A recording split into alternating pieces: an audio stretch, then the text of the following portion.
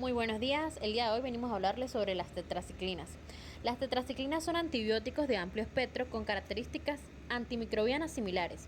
Sin embargo, difieren algo entre sí en cuanto a sus espectros y distribución farmacocinética.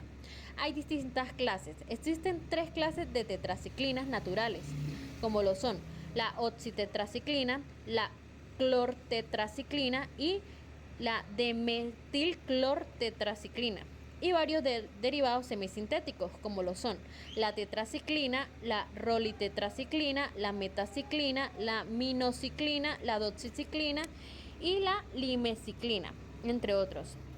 Los periodos de eliminación permiten una clasificación más profunda en acción corta, como la tetraciclina, la oxitetraciclina y la clortetraciclina.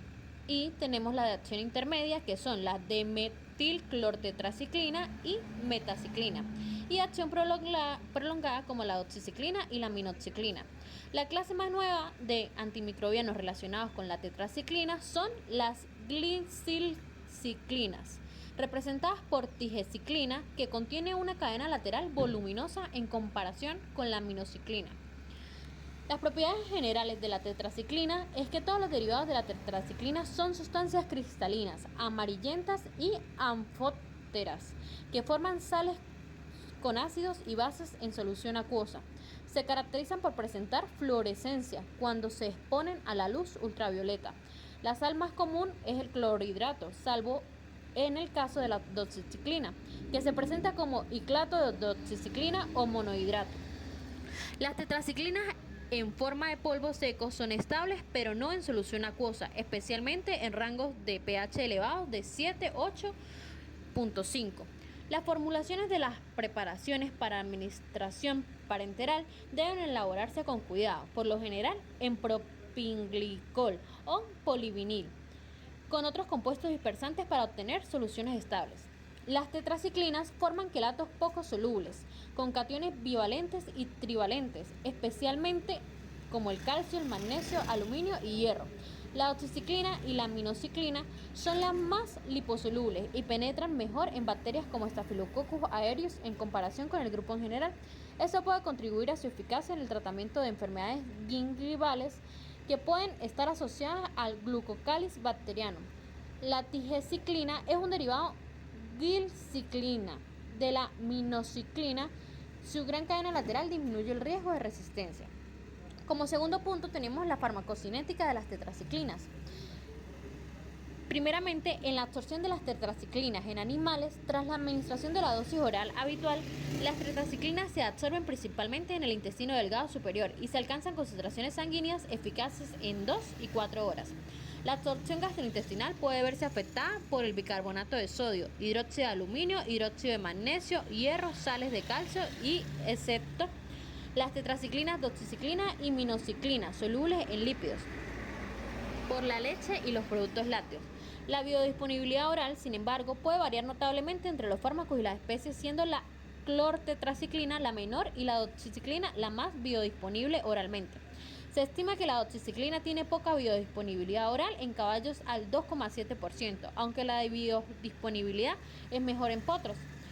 La biodisponibilidad oral de la minociclina es mejor en caballos adultos al 23%. Las tetraciclinas no deben administrarse en concentraciones terapéuticas a los rumiantes, ya que se absorben mal y pueden reducir sustancialmente la actividad de la flora ruminal. Se pueden administrar por vía intramuscular e intravenosa. Soluciones de tetraciclina especialmente tamponadas. Puede retrasarse la absorción de oxitetraciclina desde los lugares de inyección intramuscular mediante la manipulación química, especialmente por la elección del portador y por un contenido elevado del magnesio, lo que hace que su efecto sea prolongado. Las tetraciclinas también pueden absorberse desde el útero y la ubre, aunque las concentraciones plasmáticas alcanzadas son bajas. Distribución de las tetraciclinas en animales. Las tetraciclinas se distribuyen rápida y extensamente en el organismo, especialmente tras su administración parenteral. Penetran en todos los tejidos y fluidos corporales. Se encuentran en concentraciones elevadas en los riñones, hígado, bilis, pulmones, vasos y huesos. Se detectan concentraciones menores en los líquidos serosos, sinovial, ascítico, prostático y humor vítreo. Las tetraciclinas más liposolubles La doxiciclina y la minoxiclina penetran fácilmente en los tejidos y a través de la barrera hematoencefálica. La doxiciclina es la más ampliamente distribuida.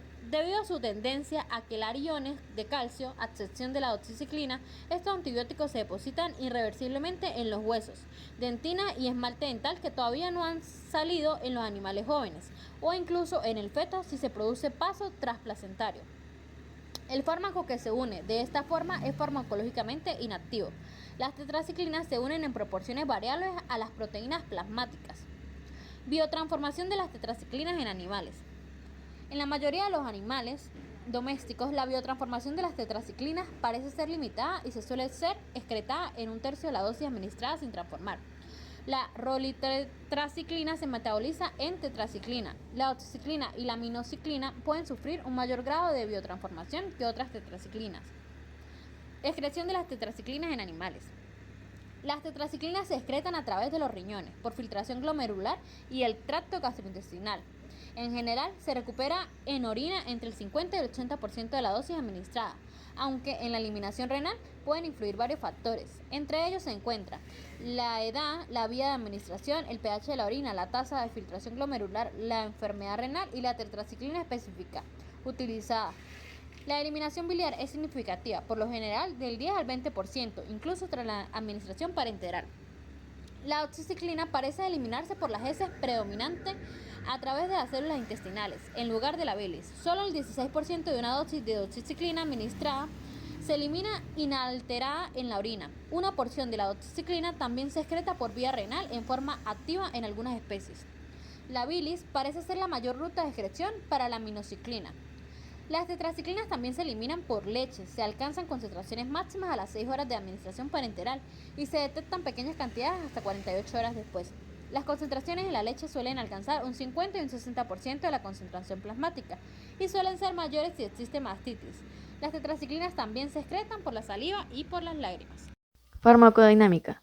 Las tetraciclinas son antibióticos bacteriostáticos, es decir, que es un tipo de agente antimicrobiano que va a inhibir el crecimiento y la reproducción de las bacterias, pero que no las va a matar directamente. Por lo tanto, su efecto se basa en la inhibición de la síntesis de las proteínas bacterianas. Este mecanismo de acción entonces se va a basar en su capacidad para unirse de una forma reversible a la subunidad 30S del ribosoma bacteriano, impidiendo así la incorporación del ARN de transferencia o ARNT al sitio A del complejo ribosomal. Como consecuencia de esto, se va a bloquear la adición de nuevos aminoácidos a la cadena peptídica en formación, deteniendo así la elongación y por ende lo que es la síntesis proteica. Esta acción lo que va a hacer es que va a afectar selectivamente a las bacterias debido a las diferencias en la estructura y función de los ribosomas bacterianos en comparación con los ribosomas de células eucariotas. Espectro de acción. Las tetraciclinas poseen un amplio espectro antimicrobiano que incluye, primero, bacterias gram-positivas, como por ejemplo las especies de Staphylococcus y Streptococcus. 2. Bacterias gram-negativas, como Escherichia coli, Pasteurella, Salmonella. También los anaerobios sensibles. Recordemos que algunos pueden ser facultativos, anaerobios facultativos o estrictos. En esta categoría encontramos, por ejemplo, el Clostridium, la Leptospira y especies de bacteroides. Y los organismos intracelulares, que ya que las tetraciclinas tienen una buena penetración en las células, les va a permitir ser eficaces contra patógenos intracelulares como por ejemplo las rickettsias, las clamidias y los micoplasmas. Ahora bien, particulares del espectro. Las tetraciclinas tienen una acción destacada frente a microorganismos responsables de enfermedades específicas en veterinaria. Una de las más importantes o más conocidas podría ser la Ehrlichiosis canina, producida por la bacteria de la Ehrlichia, además de otras enfermedades zoonóticas que se mencionarán posteriormente. Su actividad sobre microorganismos resistentes puede variar dependiendo del mecanismo de resistencia desarrollado, como por ejemplo en la modificación del ribosoma, la influencia activa de la droga o la inactivación enzimática. Además, las tetraciclinas son menos efectivas contra bacterias que producen grandes cantidades de enzimas inactivadoras o que tienen bombas de flujo altamente eficientes, como algunas pseudomonas o cepas resistentes de Enterobacteriaceae. Resistencia a las tetraciclinas en medicina veterinaria. El uso prolongado y indiscriminado de tetraciclinas en animales ha llevado a diversos mecanismos de resistencia a nivel bacteriano. Estos mecanismos, por supuesto, van a variar según la especie bacteriana o su entorno, pero van a ser de gran importancia en la práctica. Ahora, ¿cuáles serían esos principales mecanismos de resistencia que desarrolla la bacteria? Primero, las bombas de eflujo activo. Algunas bacterias son capaces de desarrollar lo que son proteínas de membrana que van a actuar como una bomba para expulsar las tetraciclinas del interior de la célula, reduciendo así su concentración intracelular por debajo de los niveles terapéuticos. Este es uno de los mecanismos más comunes de resistencia y está mediado por unos genes, en este caso conocidos como TET-A y TET-B. Ahora, ¿qué son estos genes TET? Estos genes están relacionados con la protección ribosomal y son pues un mecanismo clave en la resistencia bacteriana, en específico con las tetraciclinas. Estos genes lo que hacen es que codifican las proteínas que se unen al ribosoma bacteriano y lo protegen de la acción de las tetraciclinas, permitiendo que la síntesis de proteínas continúe a pesar de la presencia del antimicrobiano. Por eso es tan importante conocer este tipo de resistencias. Ahora, segundo mecanismo de resistencia, la protección ribosomal. Las bacterias producen proteínas que interfieren con la unión de las tetraciclinas a la subunidad 30S del ribosoma, permitiendo que continúe entonces así con la síntesis proteica a pesar de la presencia del fármaco. En este caso, la protección ribosomal va a estar codificada por otros dos genes diferentes, que son el TEP-M y el TET-O. Inactivación enzimática sería la tercera forma de resistencia, y es porque algunas bacterias pueden producir enzimas que modifican químicamente a las tetraciclinas, haciendo que se inactiven. Este mecanismo es menos común en comparación con otros, pero también existe. Como mecanismo 4, tenemos la alteración de la permeabilidad celular, que es una reducción de la permeabilidad de la membrana externa en bacterias gram negativas. Es específico en gram negativas, y es lo que limita la entrada del fármaco al interior celular. Y como quinto tenemos plásmidos y transposones, que son que los genes de resistencia a las tetraciclinas suelen estar ubicados en elementos genéticos móviles como plásmidos, transposones y elementos integrativos conjugativos.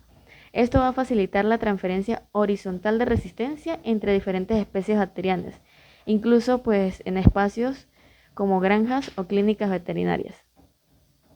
¿Qué factores favorecen a esta resistencia de estos fármacos? Primero, el uso profiláctico y terapéutico en animales de producción, a menudo en dosis subterapéuticas, como promotores de crecimiento, especialmente en países donde pues se aplica esta práctica. Como segundo, tenemos la falta de regulación adecuada y control en la prescripción de antimicrobianos. También la persistencia de residuos de tetraciclinas en el medio ambiente, como en aguas residuales y estiércol, promueve a que las bacterias se vuelvan resistentes.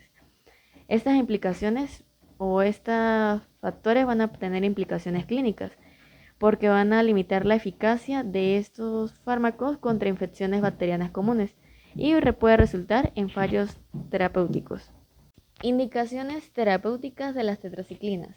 En animales de producción, por ejemplo en el ganado bovino, se puede utilizar para tratar lo que son enfermedades respiratorias bovinas causadas por Pasteurella. También en leptospirosis, en casos de brotes, como un tratamiento complementario o profiláctico. También se utiliza para tratar anaplasmosis bovina, hipodermatitis infecciosa o conocida también como cabarro. Ahora, por otra parte, para el ganado ovino y caprino es utilizado para tratar lo que es la fiebre Q y el eczema contagioso. En aves de corral también es utilizada para tratar lo que son colibacillosis, que es el tratamiento de infecciones por Escherichia coli, en enfermedades respiratorias crónicas que son asociadas a los micoplasmas y en corizas infecciosas también es utilizado como tratamiento. Ahora, por el lado de los porcinos es utilizado para lo que son pleuroneumonías porcinas, diarreas neonatales y enfermedades de Gleiser. Ahora, el uso de tetraciclinas en animales de compañía no se queda atrás. Uno de los principales ejemplos que podemos ver del uso clínico de este fármaco es en los casos de infecciones causadas por la Ehrlichia canis en perros o lo que se conoce como erliquiosis canina, donde la doxiciclina es el fármaco de elección. También se puede ver en lo que es el tratamiento de Borrelia o enfermedad de Lyme, en infecciones por Borrelia burgdorferi. También para leptospirosis, igual que en bovinos, pero en este caso para perros se utiliza especialmente en etapas tempranas. También es utilizado para infecciones respiratorias e infecciones cutáneas y de tejidos blandos. Por otra parte, para gatos es utilizado en lo que es la clamidiosis felina y la toxoplasmosis. Es importante destacar que en la toxoplasmosis, aunque no elimina la infección, la doxiciclina puede utilizarse para controlar los signos clínicos. En lo que son equinos es utilizado también en lo que es neumonías, piroplasmosis e infecciones articulares y óseas. En estos casos, en aquellas infecciones crónicas donde estén implicadas bacterias intracelulares y estén provocando estas afectaciones tanto articulares como óseas. En algunas especies de fauna silvestre y exóticos, como reptiles, se documenta que se utiliza para el tratamiento de infecciones respiratorias por micoplasma, en aves silvestres para el control de clamidiosis y en peces es utilizado para el manejo de infecciones por aeromonas, en lo que es sobre todo piscicultura comercial. Consideraciones que son importantes en estos casos de indicaciones terapéuticas. Primero, la elección del tipo de tetraciclina. La doxiciclina es preferida en infecciones que son intracelulares por su mayor liposolubilidad y vida media prolongada. Las tetraciclinas clásicas como la oxitetraciclina son útiles para infecciones locales y de amplio espectro. Ahora, vías de administración. En grandes animales se emplea principalmente en vía intramuscular, subcutánea u oral, especialmente en formulaciones de liberación prolongada, mientras que en pequeños animales suele administrarse por lo que es vía oral, como tabletas o suspensiones. Debemos saber que hay ciertas limitaciones en el uso de estas tetraciclinas, como son que no se recomiendan en animales jóvenes por su afinidad con tejidos en formación como huesos y dientes, lo que puede causar una decoloración, y también son contraindicadas en gestantes debido a su potencial efecto teratogénico. Teratogénico es aquel factor que puede causar una anomalía permanente en la estructura o función de un embrión o feto. Estas tetraciclinas permiten ciertas combinaciones terapéuticas con el fin de lograr un mejor resultado en el paciente. Por ejemplo, combinaciones comunes serían la doxiciclina con la rifampicina, sobre todo en potrillos jóvenes, lo que es la oxitetraciclina con la tilosina, que es utilizada en infecciones respiratorias en ganados como en la enfermedad respiratoria bovina. También las tetraciclinas con sulfonamidas, que es utilizada en infecciones entéricas en aves y porcinos, como lo que es la colibacillosis y la enteritis necrótica. También la doxiciclina más el metronidazol, que es usada en perros y gatos con infecciones mixtas, como abscesos o peritonitis. También se puede utilizar lo que es doxiciclina con la enrofloxacina, que es una combinación especial para infecciones respiratorias graves en animales pequeños. También es importante pues siempre tener que estas combinaciones deben estar ajustadas a la dosis según la especie, el peso y la condición pues que tenga ese paciente. Y también pues que no se deben administrar tetraciclinas junto con alimentos que sean ricos en calcio, magnesio o hierro, ya que pues estos cationes tienden a interferir en la absorción de las tetraciclinas. Y bueno, siempre es importante evaluar posibles interacciones medicamentosas, especialmente hay que tener cuidado cuando se va a combinar con la rifampicina o sulfonaminas.